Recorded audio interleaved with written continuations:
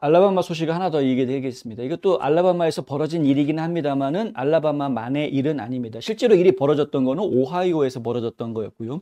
오하이오에서 이렇게 의사들이 모여가지고 학회가 열렸었습니다.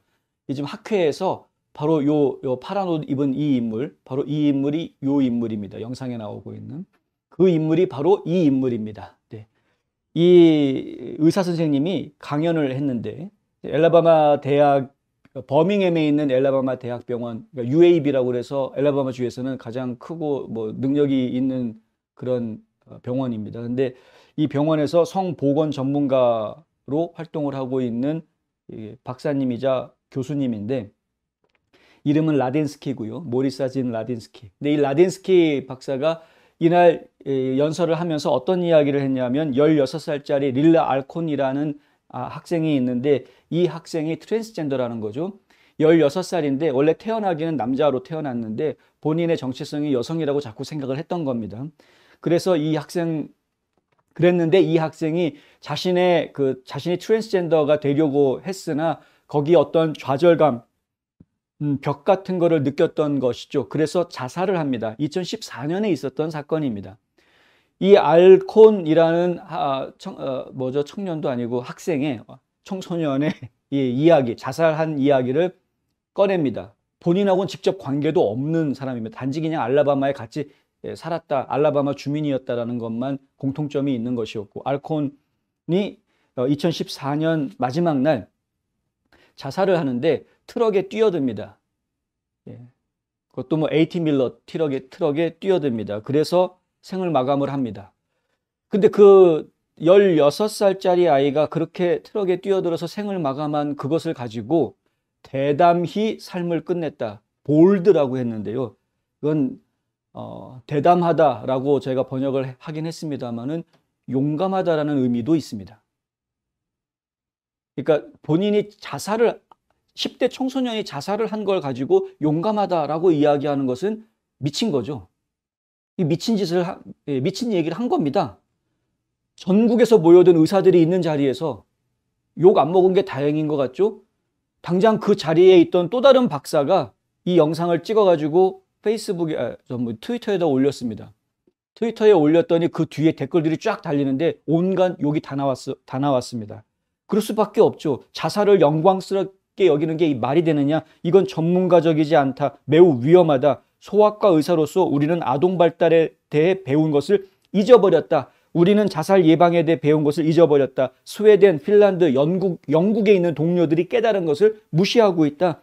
우리는 젠더 관념화를 구체화하고 있다. 이게 지금 줄리안 메이슨이라는 또 다른 소아과 의사가 비평해 놓은 글인데요. 지금 문제가 정말 심각하게 상황이 지금 전개가 되고 있다라는 것을 저희가 보고 있는 겁니다.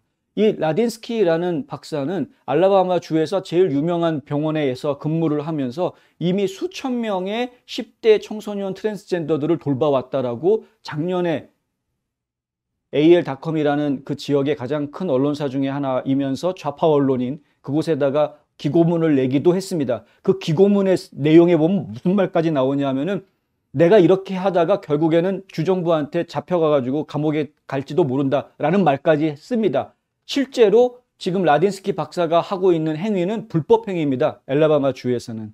청소년들한테는 이러한 시술이나 치료를 할 수 없게 돼 있습니다. 그 성전환 시술이라든가 호르몬 억제제라든가 이런 것들을 사용할 수 없게끔 법으로 규정이 되어져 있는데 근데 그걸 이미 수천 명의 청소년들한테 자기가 지금 하고 있다라고 스스로 밝힌 거죠. 당장 알라바마 주에서 잡아가도 할 말 없는 그런 상황인. 근데 전국에 있는 이 동료 의사들 앞에서 이런 자살을 찬양하는 망발을 했다. 상당히 심각한 문제인 것을 저희가 봐야 되는데요. 헤리티지 재단에서 예전에 보고서를 내놓은 것을 보면 이게 올 봄인가 나왔던 보고서인데 그 보고서 내용에 보면은 트랜스젠더들이 자살을 하는 사례에 대한 분석이 나오는데요. 트랜스젠더 수술을 받고 난 이후에 자살하는 경우가 훨씬 더 많다라는 통계가 나옵니다. 젠더 수술 받기 전에 자살하는 경우보다. 지금 이 라딘스키 박사가 이야기했던 알콘이라는 이 학생은 자신이 자살을 선택을 한 바로 그날 아예 작정을 하고 자신이 자살하는 그 시점에서 1시간 뒤에 자동으로 생중계가 될 수 있도록 미리 셋업을 다 해놓고 자기 유언을 공개를 한 인물입니다. 그 유언장 내용에 보면은 이렇게 나옵니다. 나는 충분히 했다고 결정했다. 난 내가 정말 할 거 다 했다라는 이야기죠. 나는 이사를 가도 결코 성공적으로 전환하지 못할 것이다. 성전환을 이야기하는 겁니다. 나는 내 외모나 소리에 결코 행복하지 않을 거다. 나는 결코 나를 만족시킬 만큼 충분한 친구를 갖지 못할 거다. 나는 결코 나를 만족시킬 만큼 충분한 사랑을 가질 수 없을 거다. 난 날 사랑하는 남자를 절대 못 찾을 거다. 난 절대 행복하지 않을 거다. 나는 여생을 여자였으면 하는 외로운 남자로 살든지 아니면 자신을 미워하는 외로운 여자로 살든지 둘 중 하나다. 이길 수 없다. 구제불능이다. 난 이미 충분히 슬프다. 더 나빠질 내 삶은 없다. 사람들은 더 좋아진다고 말하지만 내 경우에는 그렇지 않다. 그것은 악화된다. 매일 나는 더 나빠진다. 그게 요점이다. 그래서 내가 자살하고 싶은 거다. 만약 그것이 당신에게 충분한 이유가 되지 않는다면 미안하다. 내게는 그게 충분하다. 자살할 이유가 충분하다. 이겁니다.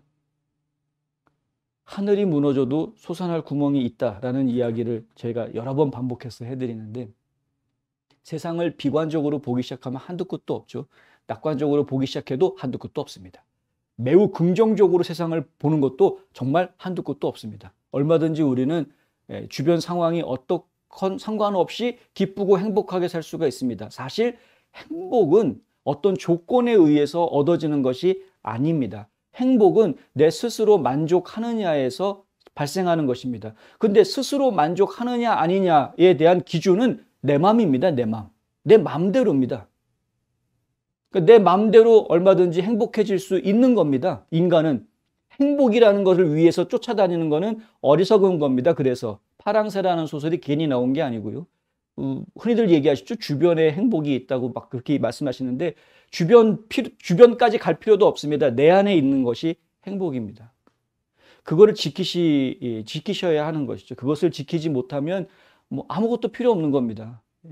지금 본인이 태어난 모습이 자신의 생각과 맞지 않아서 갈등을 하고 있는 수많은 젊은이들이 요즘 더 늘어나는 추세를 보이고 있는데 이게 왜 늘어나고 있느냐? 실제로 그런 사람들이 많아져서가 아닙니다. 이건 유전적인 문제가 아닙니다. 순전히 환경 탓입니다. 학교에서의 교육적인 환경, 분위기, 이 세상에서 돌아가는 환경, 세상에 뭐 드라마 하나를 봐도 전부 다 무슨 뭐 LGBTQ 옹호하는 내용들이 뭐 은근히 슬쩍슬쩍 다 집어넣어 들어가고 이런 상황. 무엇이 옳은지 무엇이 그른지를 분명하게 갈라주지를 못하고 애매한 입장들을 그냥 내버려 두니까 사람들이 점점 갈피를 잡지 못하고 망가져가고 있는 상황. 헷갈릴 수밖에 없는 이게 우정인지 사랑인지 이게 예전에는 이성이 가질 수 있었던 감정이었던 건지 아니면 진한 친구의 우정이었는지 이런 것들을 혼란스러워할 수밖에 없는 이런 상황. 이런 일들이 자꾸 벌어지는 겁니다.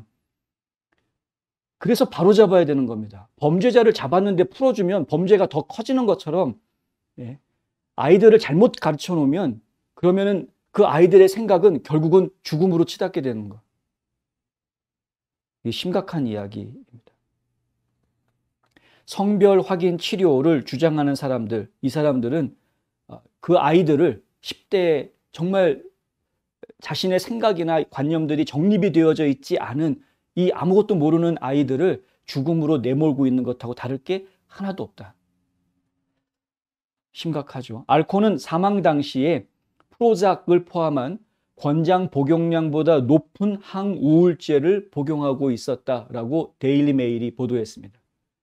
그러니까 결국은 본인이 감당할 수 없는 약물 치료를 하고 있었던 상황이었던 것이고요. 상당히 많은 의학자들이 이런 그 약물 치료 문제에 대해서 그 부작용 문제에 대해서 경고하고 있는 상황임에도 불구하고 아직도 정신 못 차린 많은 사람들이 이거 뭐 그들이 원하는 거니까 해줘야 된다. 그들이 자신은 남자로 태어났으나 여자이고 싶어 하니까 여자로 살 수 있게끔 도와주기 위해서 우리가 애써야 돼. 이런 식으로 자꾸 말을 하고 있다. 정도가 있습니다. 정도가. 받아줄 수 있는 정도가.